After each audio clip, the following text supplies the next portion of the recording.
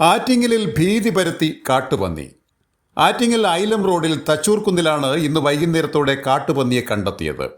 നാട്ടുകാരെ ഭീതിയിലാക്കിയ കാട്ടുപന്നി ആൾക്കൂട്ടത്തെ കണ്ട് റോഡിലൂടെ വിരണ്ടോടി സമീപത്തുള്ള വീടിന്റെ മതിൽ ചാടിക്കടന്നു.